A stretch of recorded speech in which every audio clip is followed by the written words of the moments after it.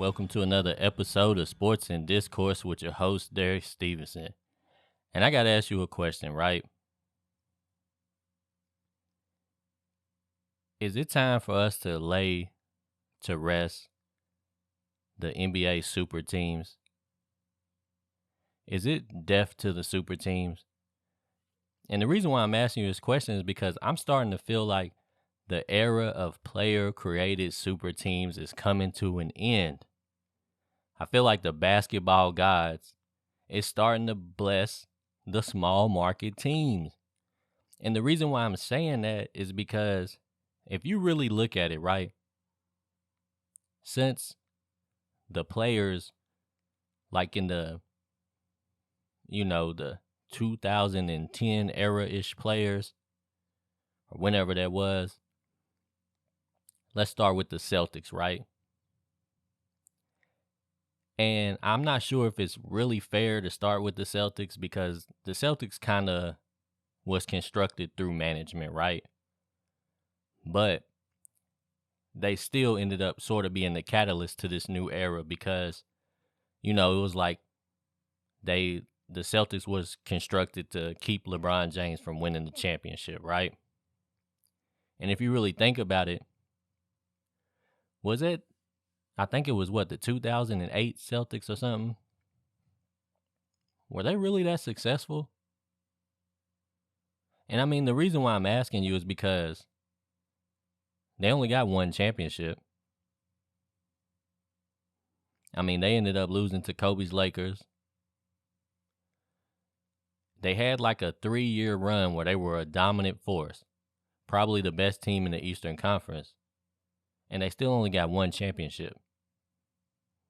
Then, some people say they were the team that forced LeBron James to take his talents to South Beach, right? And when you look at the super team that LeBron created, they did the whole summer powwow thing where he was meeting up with all his boys. They were trying to figure out where they were going to end up playing. Carmelo Anthony, Chris Paul, Bosh, Wade, all of these guys, they were trying to figure out how they were going to navigate their careers. And, it ended up Chris Paul and Carmelo Anthony ended up going different directions or whatever the case may be at the time. Their contracts might have been set up a little differently where they might have had to either lose some money or wait another year or two before they could really jump into that. But it's set up perfectly for LeBron, D-Wade, and Bosh to play together. And they all made the decision to play in Miami, which Miami is not the biggest city. It's not the biggest market in the NBA, but it's probably one of the most desirable locations to live outside of like maybe LA, you know what I mean? So they took their talents to South Beach. But even still, if you really look at it, were they really successful? And the only reason I'm saying, even questioning that, is because when you got 3 players of that caliber, even they felt it. Like they threw a parade in Miami. They said they was not winning, not 5, not 6, not 7, not 8, or however many it was, right? But they were supposed to win a lot of championships, not just 2, right? And they ended up winning 2 out of 4 before they broke up. And if you really think about it, that's kind of disappointing. That's kind of mid. Like, it's successful, but is it really? Then LeBron James moves on, right? He goes back to Cleveland. And they only win one championship. He goes back to Cleveland. He knows Kyrie Irving is there. He ships out a couple of players, brings in Kevin Love, who at the time was averaging like 25 and 13. So we got to put the respect on Kevin Love's name, at least for that time period. He may have been the biggest or the best big man in basketball at that time. He was at least one of them. And they only ended up with one championship. Then you get the Golden State Warriors. And they were the main core of their team was organically built with Draymond, a guy that they picked up in the second round and anticipated him being a role player, ended up becoming a very strong, you know, very important piece to their championship success. They drafted Steph and Clay early, lottery picks.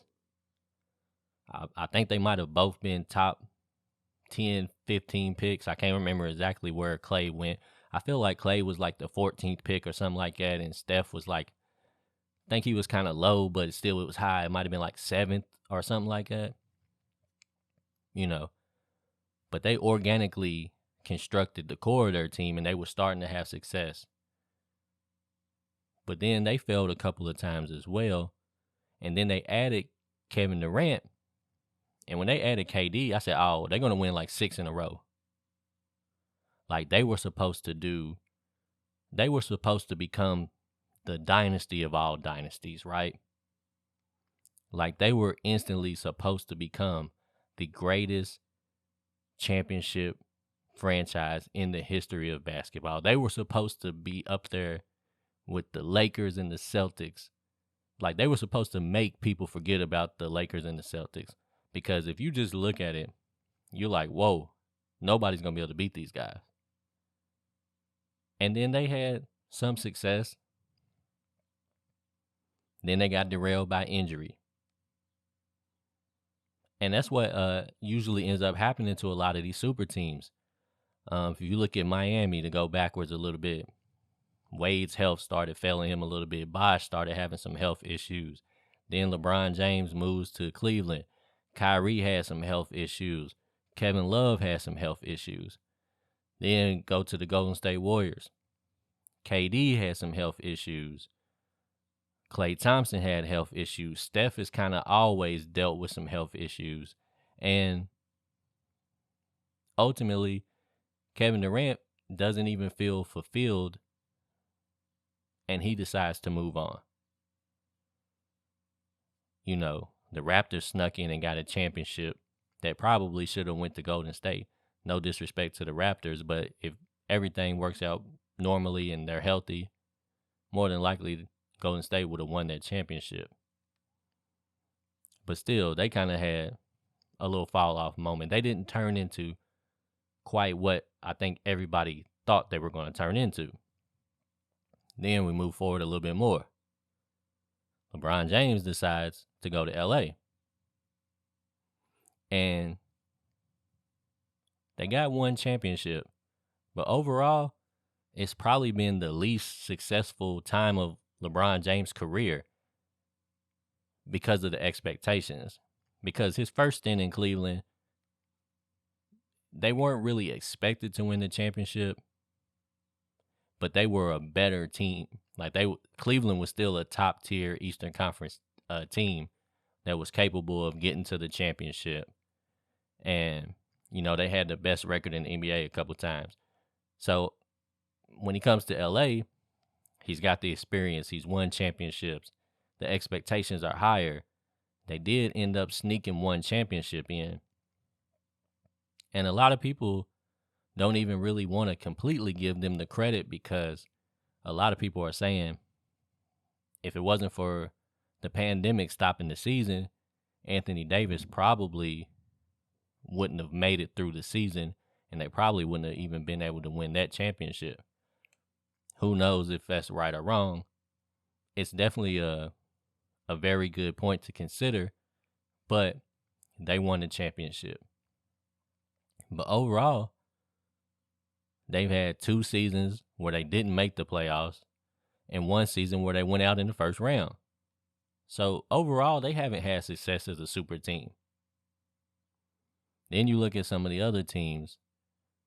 Brooklyn, they get Kevin Durant, Kyrie Irving, dealing with injuries. Add James Harden, dealing with injuries. Then Kyrie Irving dealing with trying to navigate his whole vaccine and, the vaccine mandate situation. So they really didn't get a chance to have success, because now Harden's not even there anymore. and Brooklyn was struggling to just make the playoffs. They made the playoffs, but they had to struggle all the way to play in the play-in. They had to win the play-in game just to get in. Then you look at LA Clippers. They haven't had success as a super team. They kind of fell off. Injuries ate their team up, destroyed some of their seasons. So overall, it's just got me wondering, like, are the basketball gods blessing the organically constructed teams? Because now you're starting to see teams like Milwaukee with one superstar and very strong supporting cast. You're starting to see teams like Phoenix with two superstars, but a very strong supporting cast. You see a team like Memphis, one superstar, but a very strong supporting cast. It's starting to seem like, and y'all gonna be mad at me, but I'm just gonna be honest with you. Uh-oh. Excuse me. Y'all gonna be mad at me. But NBA is going back to that 90s style, man. And I'm not talking about the style of play. Like, I'm talking about the way they're constructing these rosters. Because this whole super team thing is kind of, it kind of gives me the same vibe as what's happening in the NBA or the NFL right now, where you get a quarterback that has success and he asks for so much money that they're not able to really construct a solid overall team around this quarterback. And there ends up being a lot of holes in the roster. And that's what I feel like has gotten a lot of these super teams. It's put them in a bad situation because, they pay 2 or 3 dudes so much money that they can't really afford to really give them support like they need. So when you have these injuries, it just decimates the team. Like the LA Lakers, like they never really got to have their 3 superstars this year really play together. So it's almost like they just wasted a whole lot of money. Like they would have been better off if they would have paid some of those lesser talented players the little bit of money that they wanted. But at least, they would have been durable enough to be there the whole season. They would have been able to support LeBron James better than the other 2 superstars, which are Anthony Davis and Westbrook, that they paired him with. Caruso would have been able to support him better. KCP, several of the lesser talented guys would have been more helpful. And, just like the same way the Memphis Grizzlies are doing when Ja Morant goes down. When Ja Morant goes down with an injury, man, they not really missing a beat in Memphis. They playing. They winning. So you got a superstar, maybe one of the most talented players in the NBA, one of the best players in the NBA, and he's able to not have to rush back. He's able to, take his time and rehab correctly, heal properly, and his boys is holding him down. Like he's on the bench happy. Like he's jumping up and down cheering for his boys because they still winning without him. So now, going into the playoffs, they're going to be a scary team because they know that they don't necessarily need Ja Morant to be competitive. I don't think they can win a championship without Ja Morant, but they can compete with most teams on a nightly basis without their best player, their superstar. And it just kind of seems like some of these organizations are going to have to take notice of some of these smaller market teams and start trying to move a little bit away from just piling up superstars and to start get some young, durable, solid players, right? Yes, you need a superstar or maybe even 2. There's probably no way you can win a championship without at least 1 superstar. I know you can look at like the Detroit Pistons, they kind of were like one of those teams with Chauncey Billups, Hamilton, Rasheed Wallace, Ben Wallace, Tayshaun. they were kind of one of those teams that just comes along every so often and just sneaks up on you, and they just compile a really solid group of dudes that were all like, you could say a few of them were like a hair under star level, and then a couple of them like Tayshaun, you could call him a top-notch role player, right? And I feel like it's getting to the point where these organizations are going to have to start reevaluating how they construct these rosters. The Lakers need to get rid of all of them old players, and if they want to have any chance to salvage what's left of LeBron James's career, at least while he's in LA, they're going to have to get some young, solid players. They don't really need another superstar with LeBron James. They probably won't be able to get rid of Anthony Davis or Russell Westbrook. But if they can, it may be better to consider taking that money and taking a little bit from each one of those contracts and adding to it and building a solid base of role players to play with LeBron James, and let LeBron James do his 30 points a game and his 10 rebounds and his 7 assists and have really strong support with him. And then maybe you might see they might be able to get something done. But right now, it's just looking like the teams with the most depth and the most, consistent, solid role players, like Phoenix, like Memphis, like Milwaukee, even Miami Heat.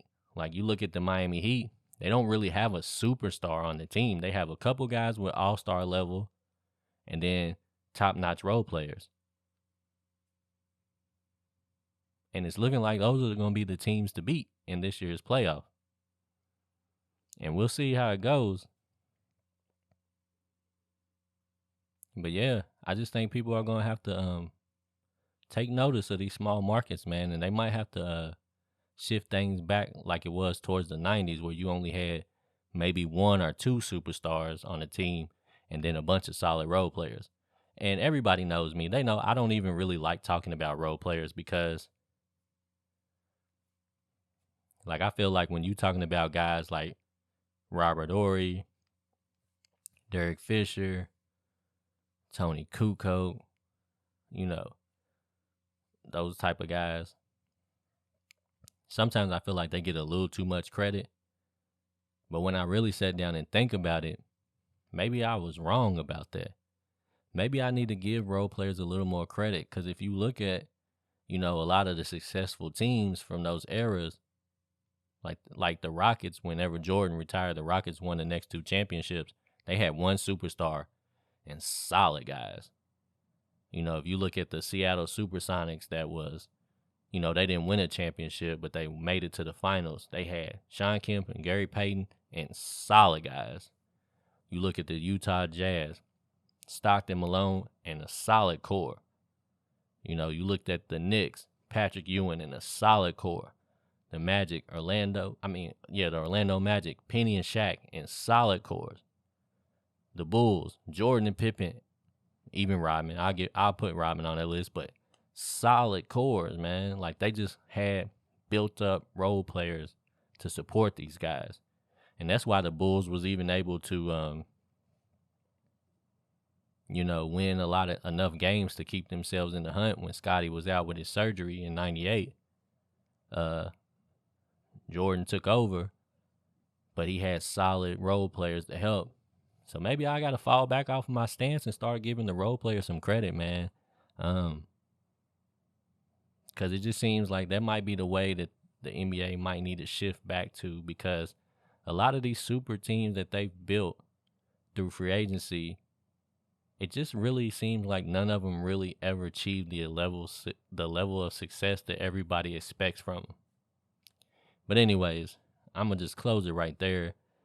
You let me know, how do you feel about the super team, man? I think the super team era is dying.